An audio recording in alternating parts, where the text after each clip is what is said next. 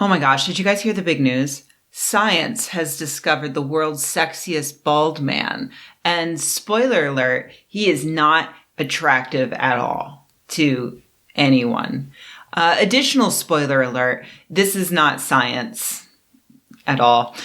This is something that I've previously talked about. I like to call it PRology because it's literally just a company that wants to get its name out there, pretending to do science and then sending it out in press releases to various tabloids in the hope that someone will pick it up. And someone has. Oh, nature is healing. The last time I covered some PRology was actually a year ago, just as the Rona began to ramp up. That one was literally just a PR firm trying to get eyeballs by saying that 38% of Americans refused to drink Corona beer because of the coronavirus. When in fact, according to their own data, it was just about 13 people who they happened to survey who said that they didn't want to drink Corona anymore. Brilliant. That's so educational, so necessary for the advancement of humanity. Usually with PRology, it's some other company using a PR firm to make up a scientific finding to get their name in the papers. And for some reason, that it's always plastic surgeons. Like, this might just be confirmation bias on my part because I do tend to notice things that are misogynistic. And it should not surprise you to know that many plastic surgeons make their entire living on misogyny. But yeah, the coronavirus poll was put out by a company that does polls. That's what they were pushing.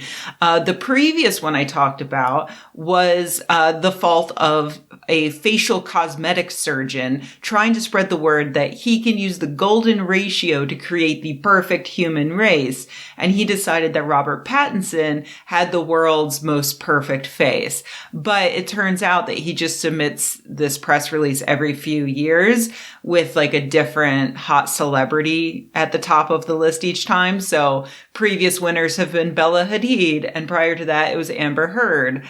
I used his same scientific method of evaluating faces and found that all of those people paled in comparison to Mark Zuckerberg. Behold, your Ubermensch. So on to the big news. According to The Sun, Prince William is the world's sexiest bald man. You already know that this is not science, that it is bullshit, but I wanted to talk about this because this is a whole new level of PRology. Like, I'm actually weirdly impressed. At this point, we're all familiar with the idea of hate clicks, right? Where an outlet writes an article that is specifically designed to piss a substantial portion of the population off. Because it doesn't matter whether you hate it or not. If you click on the link and open it, that's ad revenue, whether you hate it or not. The most recent one I fell for was a Slate article written by the world's most entitled woman who was very angry that she tried to go to Hawaii in the middle of a pandemic without following their very clear, explicit instructions for how to do so.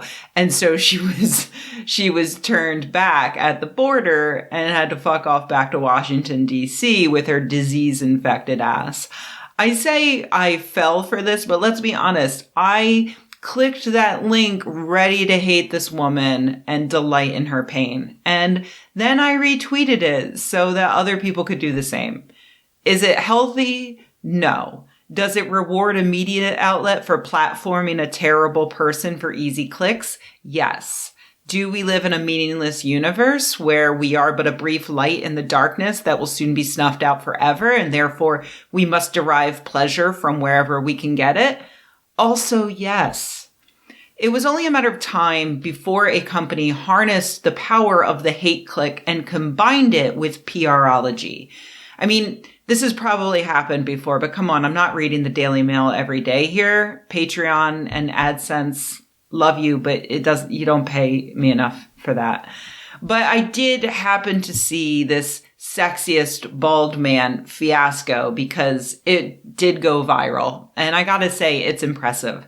So the company behind this science is obviously a cosmetic surgery specialist, who I will not name because honestly, fuck them. But can you guess what kind of cosmetic surgery they specialize in?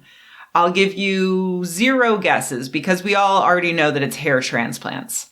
So the study they made up to get their name in the papers was the time-tested research of Googling things and seeing how many results showed up, and then saying that the thing with the most results is the best.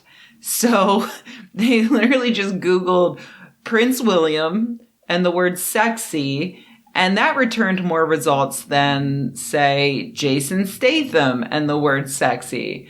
No word on whether or not they controlled for the words is not in between those phrases, but I'm guessing no. Previous PRology I've talked about has garnered attention due to, in part, stimulating conversations like, hey, Robert Pattinson doesn't have the best face. He's sexy, but Idris Elba's sexier. Let's fight. But in this case, they just went full mask off. Like, if they had reported that Bruce Willis or The Rock is the scientifically determined sexiest bald man, people would shrug and say, okay, sure, and move on. But these madmen went and chose this bloated potato face who is currently hot in the news thanks to coming from a viciously racist, very wealthy, very powerful family. So it worked. A lot of people were horrified that the colonizer potato won the very scientifical Google Result Award, and a bunch of bald celebrities passed this back and forth. And the cherry on top of it is that a bunch of bald men are going to see this and think, oh, so this is as sexy as I can possibly look without hair. I better call someone to implant some more hair into my scalp because yikes. Who should I call? Oh, hey, there's a hair implant specialist named right here in this article. So, yeah, to sum up, this is not science. This is just PR. And you don't need hair implants to be sexy, and certainly not to be sexier than, well, this guy.